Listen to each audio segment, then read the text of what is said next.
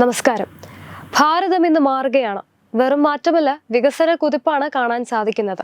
അതിന്റെ കാരണം നരേന്ദ്രമോദി എന്ന ജനനേതാവ് നമുക്കുള്ളത് കൊണ്ട് തന്നെയാണ്. അതുകൊണ്ട് തന്നെ ഇന്ന് എല്ലാവരും നരേന്ദ്രമോദിയുടെ ഫാനായി മാറുകയാണ്. ഇപ്പോഴിതാ മുസ്ലിങ്ങൾ അവരുടെ ഭാവിയെക്കുറിച്ച് ചിന്തിക്കണം. പൊതുജനങ്ങളെല്ലാം പ്രധാനമന്ത്രിക്കൊപ്പമാണ്. വരുന്ന ലോക്സഭാ തെരഞ്ഞെടുപ്പിൽ നരേന്ദ്രമോദിയെ പിന്തുണയ്ക്കണമെന്നാവശ്യപ്പെട്ട് മൗലാന മുഫ്തി ഷഹാബുദ്ദീൻ റസ്വി രംഗത്തെത്തുന്ന ഒരു വാർത്തയാണ് പുറത്തുവരുന്നത്.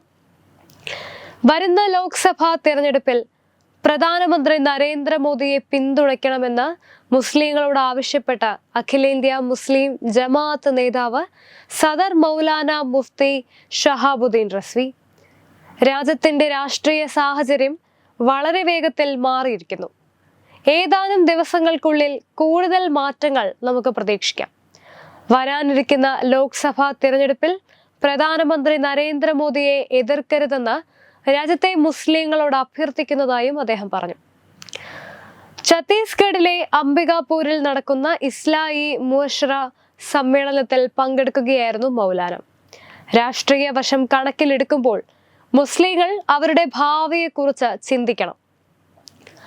മതേതരത്വത്തിന്റെ പേരിൽ എല്ലാ രാഷ്ട്രീയ പാർട്ടികളും മുസ്ലിങ്ങളെ വോട്ട് ബാങ്കായി ഉപയോഗിക്കുന്ന കാഴ്ചയാണ് കുറച്ചു വർഷങ്ങളായി നമ്മൾ കാണുന്നത്. മറ്റൊന്നും തന്നെ ചിന്തിക്കാതെ മതേതരത്വത്തിന്റെ പതാകയും കൊടിയും ഉയർത്തി മുസ്ലിങ്ങൾ പ്രധാനമന്ത്രി മോദിക്കെതിരെ ശബ്ദമുയർത്താൻ ആരംഭിച്ചു. ഇപ്പോൾ മുസ്ലിങ്ങൾ മാത്രമാണ് പ്രധാനമന്ത്രി മോദിക്കെതിരെയുള്ളതെന്നും ബാക്കിയുള്ള പൊതുജനങ്ങൾ പ്രധാനമന്ത്രിക്കൊപ്പമാണെന്നും തോന്നുന്നു.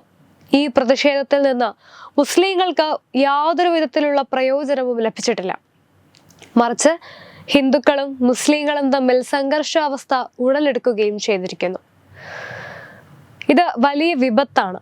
അത് രാജ്യത്തിന് വലിയ നഷ്ടമാണ് ഉണ്ടാക്കി വെക്കുന്നത്.